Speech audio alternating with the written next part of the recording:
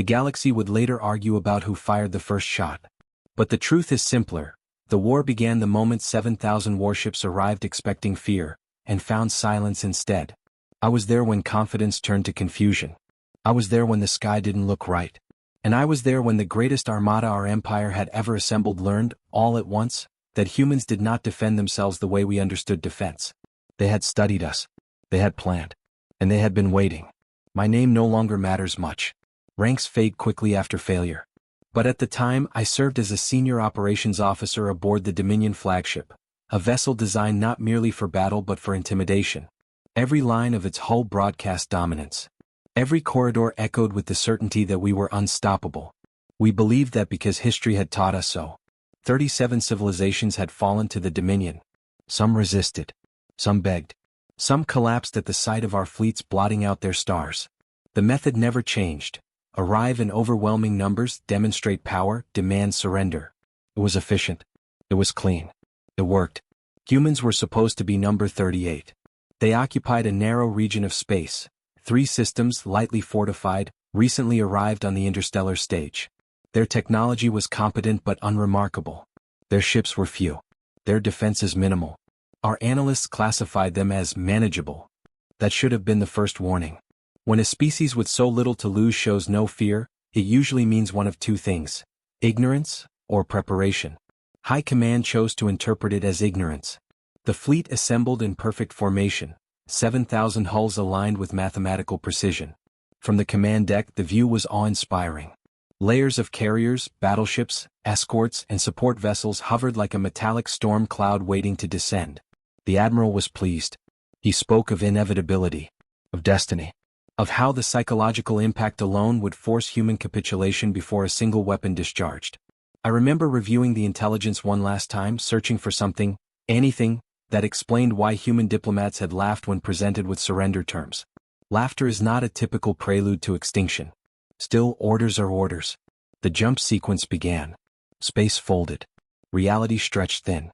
7,000 drives tore open the void in unison, flinging us toward what should have been humanity's cradle world. And then we arrived. No planet.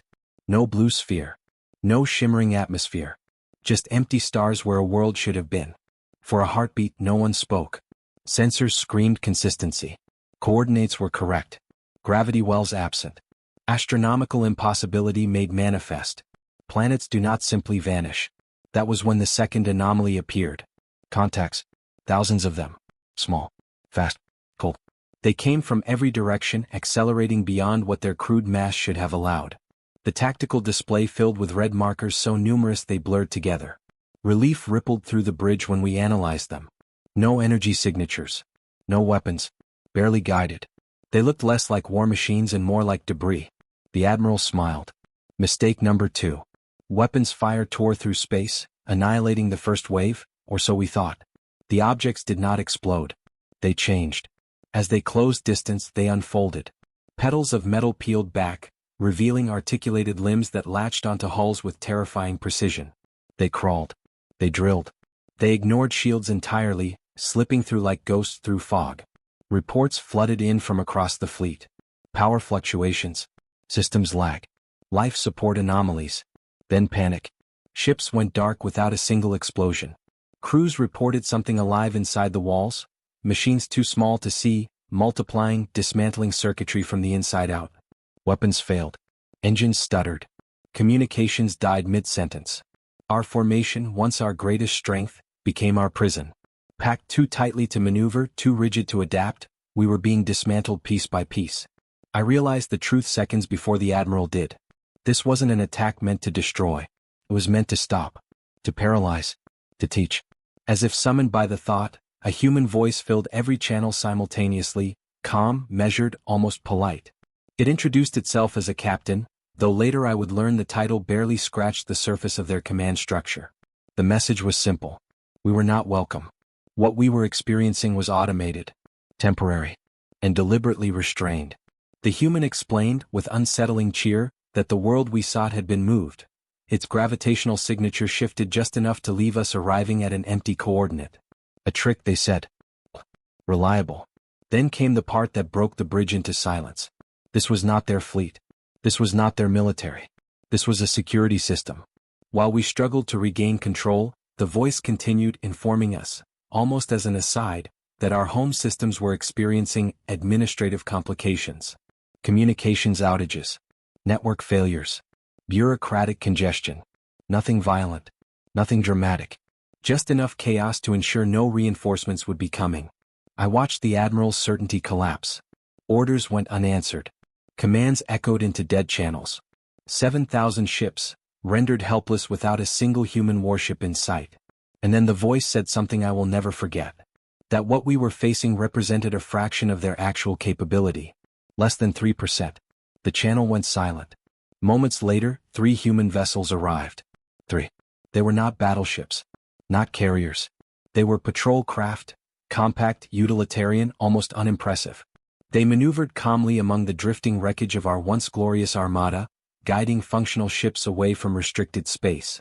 No threats. No triumph. Just control. As our system stabilized enough to limp home, I understood the truth too late to change anything. Humanity did not conquer through expansion.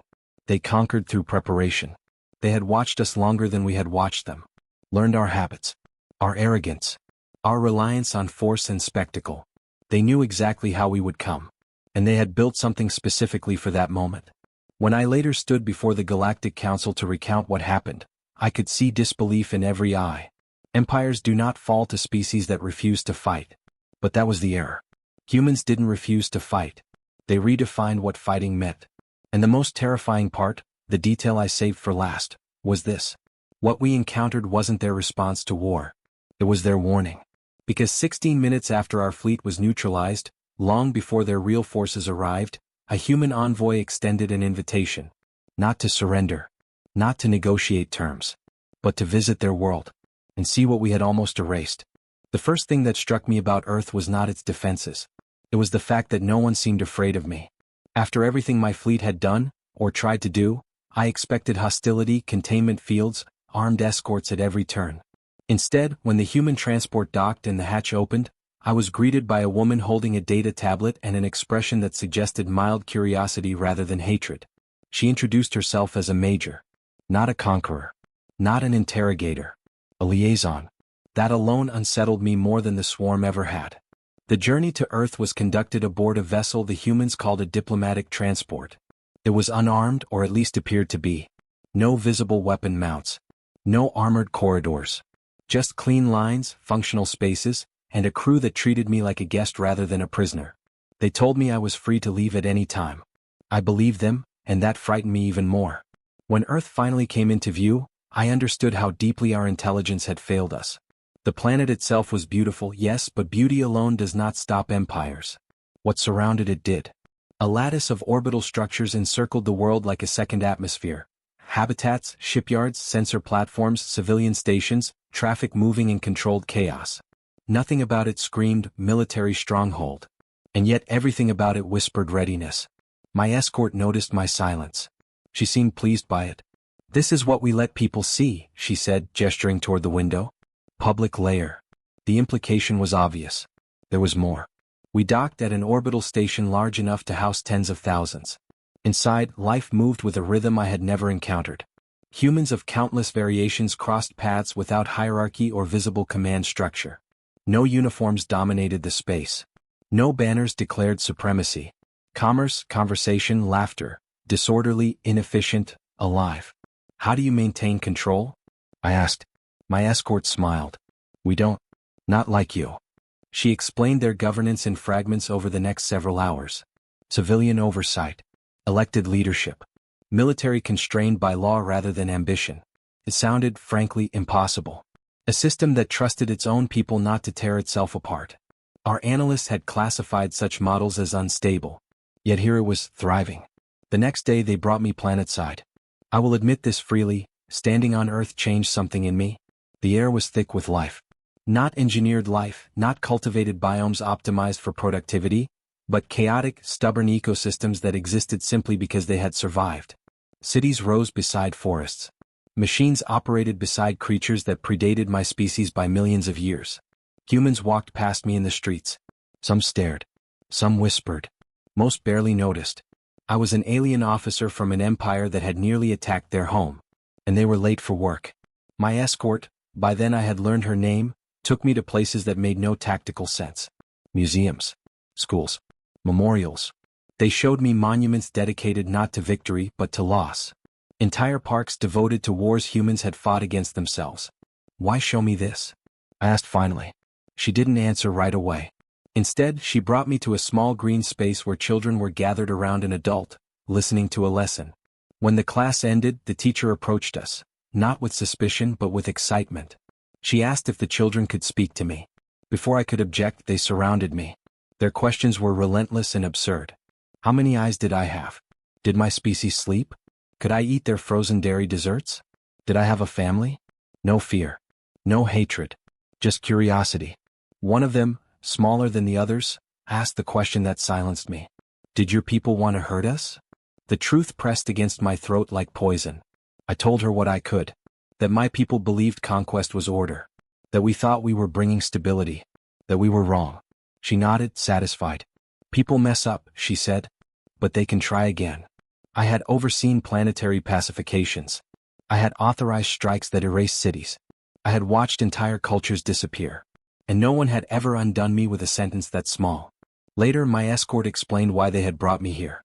Not to intimidate me with power. Not to negotiate surrender. But to make me understand the cost of misunderstanding them.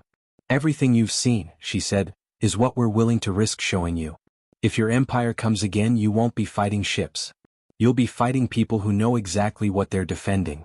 When it was time for me to leave, they gave me something unexpected. Data. Not weapon schematics.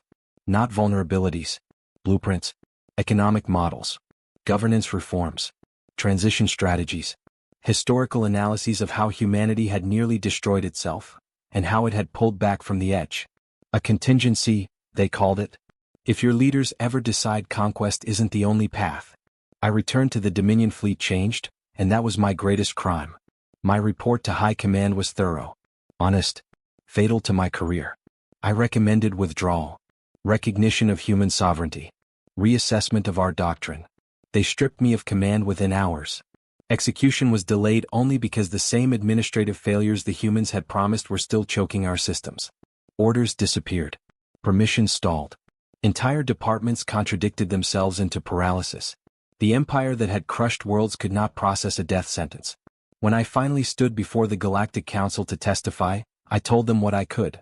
About the fleet. About the swarm. About Earth. They listened. They doubted. They argued.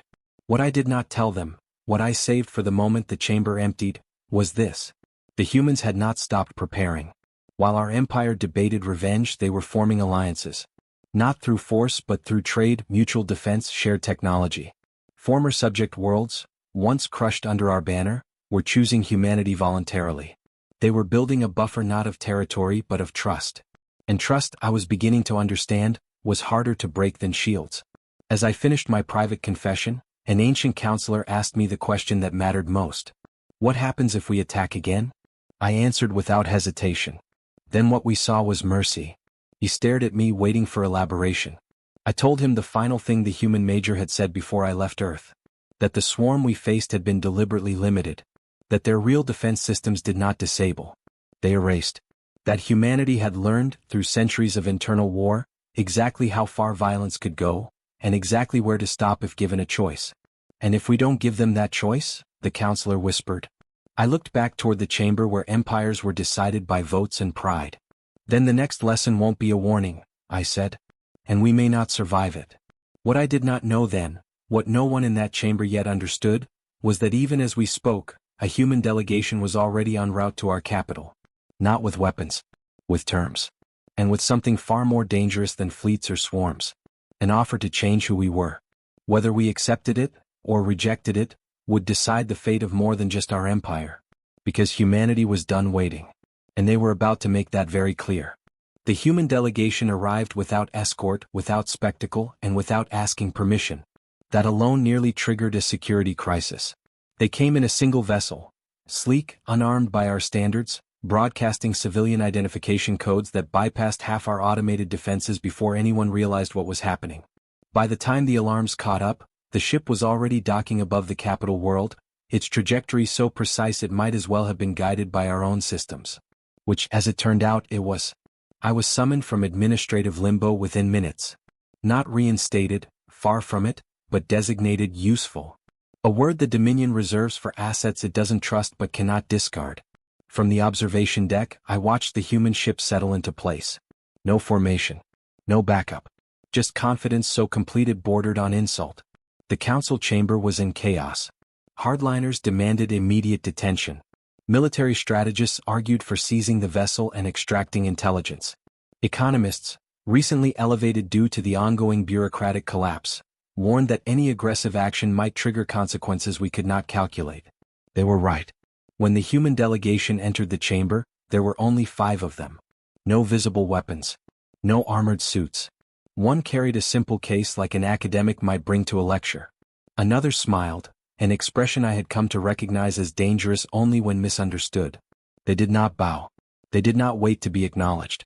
The woman at their center spoke first, her voice calm, amplified only enough to reach the room.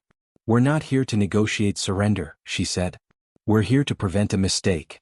That single sentence fractured the chamber. Outrage followed. Demands for silence. Accusations of arrogance. One counselor went so far as to threaten immediate military retaliation, despite the obvious lack of a functioning fleet capable of delivering it. The human woman listened patiently. Then she gestured and the case was opened. What unfolded above the chamber was not a map. Not a weapon schematic. It was a timeline. Our timeline. Every major Dominion conquest. Every fleet deployment. Every strategic doctrine shift for the past 3 centuries. Points of inflection marked with annotations. Mistakes identified not with mockery, but with unsettling precision. They knew us better than we knew ourselves. "We're not guessing," the human continued. "We're modeling. You respond to threats in predictable ways. Centralized authority. Overwhelming force. Suppression of dissent. It works until it doesn't." A new layer appeared on the projection. Simulations. Dozens of them. Each one showed a different Dominion response to humanity's existence. Escalation. Retaliation. Total war. Preemptive strike. Subtle infiltration. Economic coercion. Every path ended the same way. Not with humanity's destruction. With our collapse. Sometimes slowly, through isolation and internal fracture. Sometimes rapidly, through cascading system failures we could not repair fast enough. Always inevitably. Silence spread through the chamber like frost. "You're threatening us," a counselor accused. The human shook her head. "No. We're warning you. Threats imply intent to harm. This is cause and effect." Another projection replaced the simulations. This one showed alternative outcomes. A reformed Dominion. Reduced military expenditure. Distributed governance. Cooperative security pacts. Shared technological development. An empire transforming into something closer to a federation. The room reacted violently. This was heresy. To suggest the Dominion change its nature was to suggest it had been wrong. The human let the uproar burn itself out. "You have a choice," she said when quiet returned. "You can cling to a system that made you powerful, or you can adapt to one that lets you survive." That was when all eyes turned to me. I had not expected to speak. I had not been invited. But the humans had positioned themselves carefully, standing just far enough back that when the council sought an internal voice, the only one aligned with their data was mine. I stepped forward. Every instinct screamed caution. Every lesson of my upbringing warned me that defying the council, even now, was suicidal. But I had stood on Earth. I had seen children ask questions without fear. I had watched a civilization built not on obedience, but on participation. And I had seen what happened to our fleet. "The humans are not proposing conquest," I said. "They are offering us an exit." Outrage erupted again, louder this time. Traitor. Defeatist. Human sympathizer. Familiar words. I let them speak. When the chamber quieted, I continued. "We taught ourselves that dominance equals stability. That fear prevents chaos. But look around you. Our systems are failing. Our fleets are crippled. Our subjects are leaving the moment they're given an alternative." I gestured toward the human projection. "They didn't cause this. They exposed it." The human woman nodded once. "We're not interested in ruling you," she said. "We're interested in not being ruled by you. There's a difference." She explained their proposal. No annexation. No tribute. No forced disarmament. Just boundaries, clearly defined, aggressively enforced if crossed. In return, access, trade, shared research, mutual defense against external threats neither of us could face alone. And one final condition: transparency. No hidden fleets. No shadow expansions. No secret doctrines of extermination. The Council balked.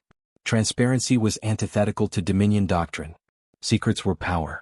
Information asymmetry was survival. The human smiled again. "You don't actually believe you can hide from us anymore," she said. That landed harder than any threat. The session ended without resolution.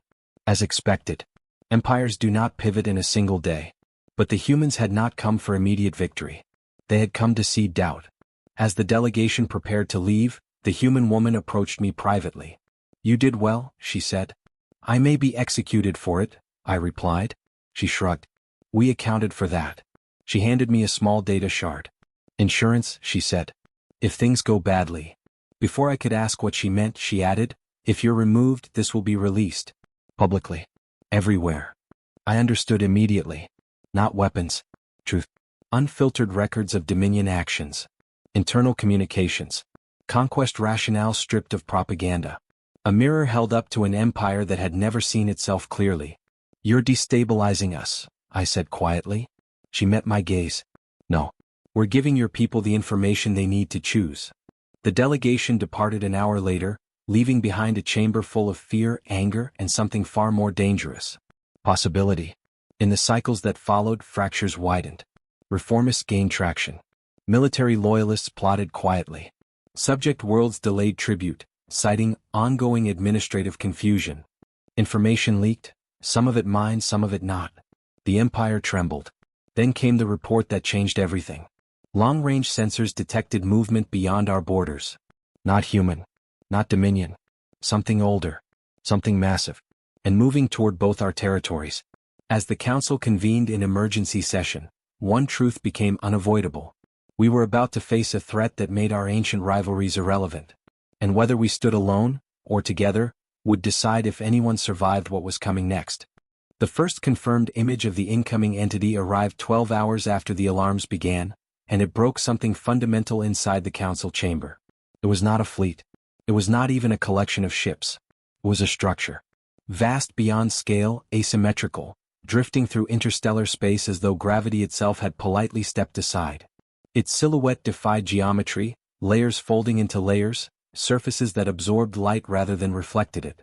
Sensors failed to agree on its size because size, apparently, was optional. This was not a civilization announcing itself. This was a phenomenon. The chamber filled with voices, none of them confident now. Military analysts spoke in careful tones. Astrophysicists argued with weapons experts. Priests, yes, even priests, were summoned, though no one admitted why. I stood apart, watching the projection rotate slowly. Humans had not warned us about this. Which meant one of two things: either they didn't know, or they knew far more than we did. I requested a private channel to the human embassy. It connected instantly. The same woman appeared, her expression no longer casual. "So," she said, "you finally see it." My breathing apparatus hissed. "You knew?" "Yes." "For how long?" "Longer than you've been spacefaring." That answer landed like a blade. She explained without drama. The entity, designation pending, was not aggressive in any traditional sense. It moved on trajectories that intersected star systems with disturbing regularity. Civilizations didn't fight it. They vanished. Not destroyed. Not conquered. Removed. Records from extinct species ended mid-sentence. Sensors showed stars dimming, not exploding. Entire regions went quiet as if excised from reality. Humans called it a harvester, though they admitted the term was inadequate. "We've been tracking it for centuries," she said. "It moves slowly. Predictably. Which is the only reason anyone survives at all." I felt the weight of implication settle in. "You planned for this?" I said. "Yes." "And the swarm?" She nodded. "Practice." The Council reconvened within the hour. Panic no longer hid behind doctrine. The incoming entity was too large, too alien, too final. Every simulation confirmed the same outcome. The Dominion could not stop it. Not alone. For the first time in recorded history, the question was not how to win, but how not to disappear. I was ordered to present the human assessment. That irony did not escape me. I spoke plainly. About human preparation. About layered defenses that extended beyond weapons, into redundancy, decentralization, adaptability. About alliances built not on fear but mutual survival. When I finished, no one argued. They asked only one question. What do the humans want in return? The answer arrived before I could give it. A human vessel emerged from fold space directly above the capital world. This time it was not a diplomatic transport. It was something else entirely. Still not armed in any way we recognized, but surrounded by space that bent subtly around it, as though reality itself were bracing. The human woman stood before the council once more. We're activating contingency protocols, she said. Which means we need an answer. Now. Her proposal was stark. Unified command for the duration of the crisis. Shared sensor networks. Joint evacuation planning. Open access to Dominion infrastructure. No secrecy. No vetoes. In exchange, humanity would deploy assets it had never shown anyone. Not fleets. Systems. The hardliners protested reflexively. Sovereignty. Pride. The ancient fear of becoming subordinate. The woman let them speak. Then she changed the projection. The image that appeared silenced the chamber completely. It was Earth. But not as I had seen it. Layered beneath the visible structures were vast networks, gravitational anchors, dimensional stabilizers, constructs that extended partially outside conventional spacetime. Humanity had turned their home system into a fortress not by walls, but by rewriting the rules of approach. This, she said, is why your fleet failed without us firing a shot. She paused. And it's why we're still here. The Harvester had passed near Earth once before. Long ago. Humanity had not fought it. They had hidden. They had folded space around their system, masked their signatures, let the entity pass unaware. Since then they had been preparing for the day hiding would no longer work. That day was approaching. You can help us, she said, looking directly at the council.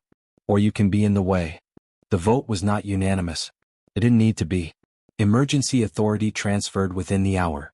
Dominion and human systems began linking, painfully at first, then faster as human protocols compensated for our rigid architecture. I was assigned as liaison. Again. This time not because I was expendable, but because I was trusted by both sides. Preparations escalated rapidly. Entire star systems were flagged for evacuation. Populations moved with a speed I had never seen. Human logistics operated with terrifying efficiency, not through command, but cooperation. Every civilian knew their role. The Dominion struggled. We had built our empire on obedience, not initiative. Humans adapted around us, filling gaps, smoothing friction. Not mocking. Not dominating. Helping. And that, somehow, unsettled many of my people more than the threat itself. Then came the first loss. A listening outpost on the edge of known space went silent. No explosion. No distress call. Just absence. The Harvester had arrived. Sensors captured a final image before the feed died, a star dimming as though swallowed by shadow. Human command went quiet. Not panicked. Focused. This is it, the woman said over the channel. No more rehearsals. I watched as humanity began activating something buried deep in their networks. Protocols marked not with military codes but with names. Fallback. Continuity. Last light. What happens now? I asked. She didn't answer immediately. Instead, she shared one final piece of information, something they had never planned to reveal unless absolutely necessary. Humanity did not intend to defeat the Harvester. They intended to trap it, using spacetime itself. A maneuver so dangerous it would either save thousands of worlds, or collapse entire regions of the galaxy. We need every system you have, she said. Every ounce of power. Every world willing to risk everything. I thought of the Council. Of the fractured empire. Of the data shards still hidden in my possession. If we fail? I asked. She looked tired for the first time. Then at least, she said, we won't vanish quietly. As the Harvester crossed the threshold into contested space, alarms echoing across two civilizations, I realized the truth. This was no longer about conquest, or pride, or survival alone. This was about whether the galaxy would remember that we had existed at all. And the next decision we made would decide that forever. The moment the trap activated, the galaxy screamed. Not with sound, space does not grant that mercy, but with distortion. Stars elongated. Distances lied. Time itself began to hesitate, stuttering like a thought it could not finish. Humanity had pulled the trigger. Across dozens of systems, gravitational anchors ignited in sequence, weaving an invisible lattice that bent spacetime into a shape it had never held before. The harvester, vast and indifferent, drifted forward exactly as predicted, straight into the geometry of its own confinement. For one impossible second it resisted. Sensors spiked beyond measurable limits. Energy readings looped back on themselves. Entire equations ceased to function, as if mathematics had reached a boundary it was never meant to cross. Then the trap closed. The harvester folded inward, not crushed, not destroyed, but caught. Its trajectory curved into itself, forced into an endless descent through a pocket of warped reality. A prison without walls. A fall without distance. Human command erupted into controlled chaos. Status reports streamed faster than any mind could process. Some anchors held. Others strained. A few failed outright, their systems tearing themselves apart under forces they had only ever simulated. Dominion infrastructure buckled immediately. Our grids had not been designed for cooperation at this scale. Entire worlds lost power. Evacuation corridors collapsed mid-transit. Millions depended on systems that had never been tested beyond obedience. Humans adapted. They rerouted, rebalanced, sacrificed nodes without hesitation to save the whole. Where our doctrine demanded permission, there's demanded action. I watched worlds survive because a human engineer made a decision without asking. I watched others die because our administrators waited for approval. The harvester remained trapped, but not silent. Something changed. From within the distortion, patterns emerged. Not signals. Not language. Pressure. Intent. The entity began pushing, not outward but sideways, probing the lattice for weakness the way water finds cracks. Human models updated in real time. Containment at 83%, the woman reported. Degradation accelerating. How long? I asked. She hesitated. Best case? Hours. Worst case. She looked at the data. Minutes. The council demanded answers. Blame circulated. Accusations flared even as stars dimmed on the periphery. Then the humans did something I had not anticipated. They asked for volunteers. Not soldiers. Worlds. Systems willing to overload their anchors deliberately, to reinforce the trap elsewhere. A calculated loss to prevent total failure. A choice no empire had ever asked of its people. Human channels filled instantly. Consent flooded in. Entire colonies agreed to go dark temporarily, risking infrastructure collapse, economic ruin, even death, because the alternative was annihilation for everyone. Dominion worlds hesitated. We had never been given choices like this. Sacrifice was ordered, not offered. When approval finally came, it was fragmented, delayed, tangled in procedure. Too slow. The harvester found a seam. Reality tore. A system vanished, not dimmed, not destroyed, simply erased. Sensors returned nothing where a sun had been moments before. The trap shuddered. Human command made the call. Escalation. Protocols unlocked that had never been shared with anyone outside their species. Constructs activated not in space but beneath it. Layers of reality peeled back to reveal mechanisms that interacted with existence at a foundational level. This was not warfare. It was surgery on the universe. Last light is live, the woman said, voice steady despite the impossible forces at play. All allied systems prepare for cascade effects. I understood then. This was not a solution. It was a delay. The harvester could be contained, but not forever. The energy required scaled beyond sustainable limits. Humanity had known this. They had always known this. The trap was buying time. For something else. What haven't you told us? I asked quietly. She met my gaze. We're not stopping it, she said. We're changing the rules. The next projection showed something that made the council recoil. A map, not of space but of probability. Branching futures collapsing into one narrow corridor. At its end, a maneuver so extreme it bordered on madness. Humanity intended to sever the harvester's access to our universe entirely. Not by force. By making our reality incompatible with its existence. A fundamental shift in physical constants. Subtle enough to preserve life, barely, but catastrophic for an entity evolved to exploit the old rules. The cost was incalculable. Entire technologies would fail. Faster-than-light travel might become impossible for generations. Civilizations would be isolated, forced to rebuild without the tools they depended on. Empires would end. Why would you do this? A counselor demanded. The woman answered simply. Because survival is worth more than dominance. The vote was never taken. There was no time. As the harvester strained against its cage, reality unraveling at the edges, humanity began the process unilaterally. The lattice shifted from containment to transformation, rewriting equations that had governed the galaxy since its birth. Stars flickered. Space screamed again. I felt it, not through instruments but through instinct. A wrongness settling deep, like the universe holding its breath. Dominion systems failed in waves. Fleets stranded. Gates collapsed. Communication fractured into isolated islands of existence. The Harvester reacted violently. For the first time it changed course, not physically but conceptually. It adapted. And in that adaptation, something terrifying became clear. It was learning. Human command saw it at the same moment. This wasn't supposed to happen, someone whispered. The entity began emitting structures, echoes of itself, probing the altered reality, finding footholds where none should exist. Not escaping the trap but evolving within it. Humanity had underestimated one thing. Not its power. Its intelligence. The woman turned to me, urgency breaking through her composure. If this continues, she said, we won't just lose the trap. We'll teach it how to survive us. What do we do? I asked. She exhaled. There is one option left, she said. One we hope never to use. She brought up a final designation. Not a protocol. Not a weapon. A message. Who is it for? I asked. She looked past me toward the stars already bending into something unrecognizable. For whoever comes next, she said. If we don't. As the Harvester pressed harder, the lattice cracking, and the universe itself began to change in ways no one could fully predict, humanity prepared to send a warning across time and space. Not to save themselves, but to make sure someone, somewhere would know what was coming.